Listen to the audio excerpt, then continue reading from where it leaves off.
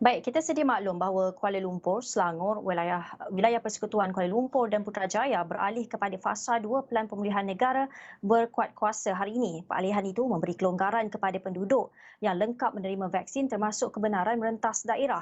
Ia sekaligus bakal menggalakkan peningkatan ekonomi negara yang ketika ini berdepan dengan krisis. Menuju ke arah itu, apa mungkin sektor ekonomi yang perlu diberi perhatian? Kita nak teruskan perbincangan ini bersama pakar ekonomi Profesor Emeritus Dr. Bajoyai Badai. Selamat tengah hari, Prof. Selamat tengah hari, Cik Zizi. Prof, daripada pemerhatian Prof sendiri, apakah sektor-sektor ekonomi yang perlu diberi perhatian utama untuk dipulihkan semula? Okey, pertamanya kita perlu melihat aspek modal ekonomi. Kita selama ini telah bergantung terlalu banyak kepada modal dan sehingga kita mengharapkan sangat FDI. Kali ini kita perlu berubah kepada sumber manusia sebagai asas dan kita perlu mengembangkan sumber manusia. Itu sepatutnya menjadi tema yang baru.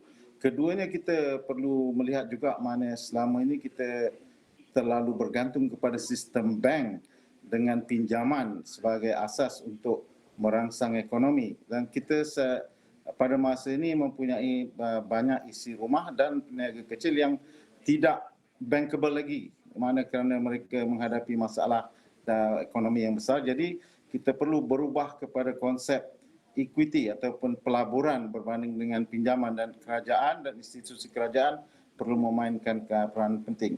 Dan dalam sektor yang perlu ditekankan, kita masih perlu menekankan sektor ekspor yang kita masih bergantung banyak kerana lebih daripada hampir 40% daripada KDNK kita akan masih bergantung kepada sektor ekspor. Dan kita mempunyai sektor ekspor yang kokoh, barang elektronik, barang solar, rubber glove dan sebagainya. Dan minyak. Dan tetapi kita perlu juga menekankan kerana kita tidak boleh hanya mengembangkan sektor ekspor yang melibatkan peniaga besar. Kita perlu mengambil kira peniaga kecil, peniaga makro dan peniaga kecil sederhana. Sektor yang perlu diberi tumpuan ialah sektor perkhidmatan. Ini meliputi hospitality, iaitu termasuk chalet, hotel, tourist destination dan pengangkutan untuk pelancongan. Kemudian sektor perkhidmatan perubatan, sektor perkhidmatan keuangan. Itu perlu di struktur semula untuk memberikan penekanan tumpuan kepada kumpulan peniaga kecil individu. Kemudian sektor kelapa sawit, hari ini kelapa sawit merupakan sumber yang penting juga, walaupun jumlahnya pada asalnya hanya 7% daripada KDNK, tapi dia semakin menaik kerana harga kelapa sawit yang telah naik meningkat 2 kali ganda.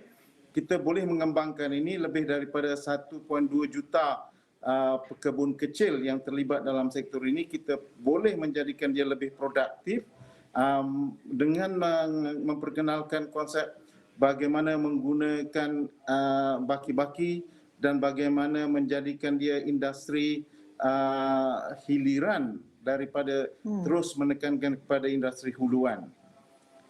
Kemudian kita perlu, Prof, bagaimana pula dengan sektor ekonomi yang kita lihat kalis krisis ketika pandemik ini? Bagaimana Prof rasakan ia harus diperkasakan lagi? Okey, sektor peruncitan dilihat agak kalis krisis, maknanya sebab kita masih terus perlu pergi ke supermarket, hypermarket, tetapi sektor restoran agak kendur, makanan agak kendur, jadi kita perlu tingkatkan itu. Di dalam sektor peruncitan kita perlu menekankan konsep baru, maknanya mengambil kira kehidupan maya. Kita perlu menekankan konsep logistik dengan gig ekonomi perlu diperbaiki dengan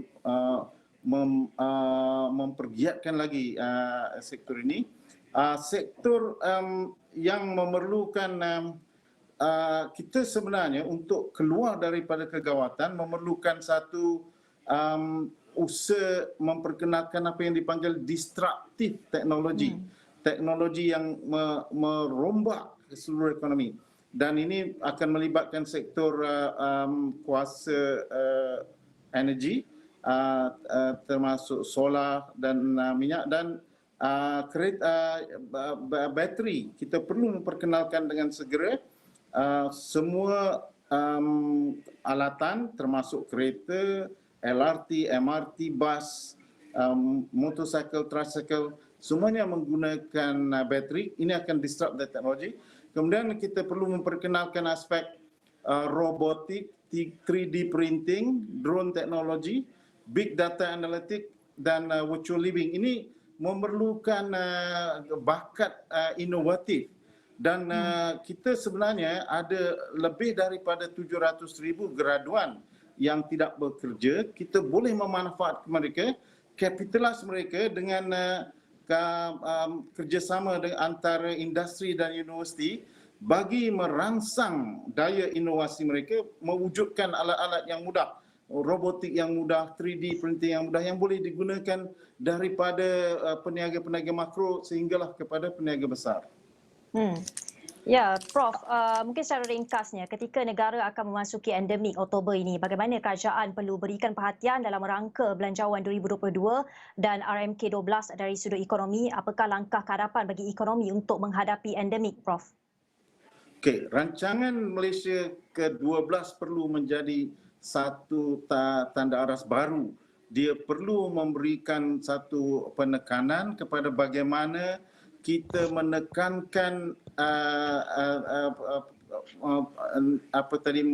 modal sumber manusia untuk dimanfaatkan bagi merancang atau merangsang ekonomi di 5 tahun yang kehadapan. Jadi belanjawan tahun 2022 sebahagian besarnya masih perlu melibatkan pemberian kepada kumpulan yang memerlukan, kerana ini akan perlu diteruskan bagi memastikan kehidupan yang terus sejahtera. Tapi di masa yang sama perlu ada perancangan pokok untuk maju ke hadapan untuk merangsang ekonomi menggunakan disruptive teknologi tadi.